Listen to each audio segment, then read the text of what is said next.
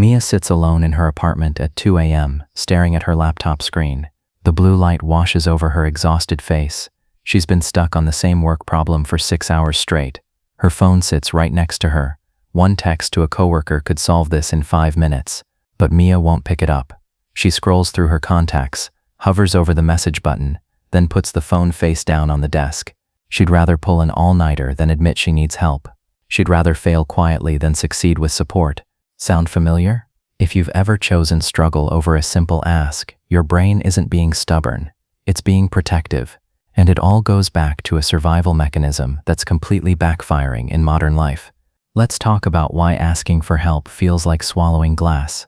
Your brain treats vulnerability like danger. When you consider asking for help, your amygdala, the ancient alarm system in your brain, fires up the same way it would if you were standing at the edge of a cliff. Why? Because for thousands of years, appearing weak in your tribe could get you abandoned. Cast out meant death. So your nervous system learned this equation: hide your needs or risk rejection. Show weakness, lose your place in the group. That's why your heart races when you're about to ask your boss for clarification on that email. That's why your throat tightens when you need to tell your partner you're drowning in anxiety. That's why you rehearse the sentence in your head 15 times and still don't say it. Your body genuinely believes you're in physical danger. Here's the trap. The more competent you appear, the harder this gets. If you've built an identity around being the capable one, the reliable friend, the person who always has it together, asking for help feels like shattering your own brand.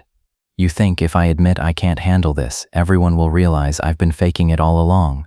The mask will slip, the illusion will break. Psychology calls this the competence trap. You've accidentally trained everyone around you to expect you to never need support.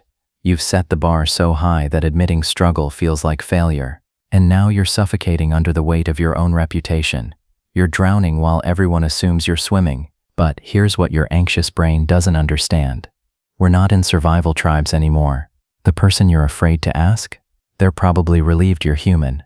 Research from Stanford shows that people actually like you more when you ask for help, not less. It's called the Ben Franklin effect. When someone helps you, they don't lose respect for you. They become more invested in you. You're giving them a chance to feel useful, to matter, to connect. And here's the part that'll mess with your head.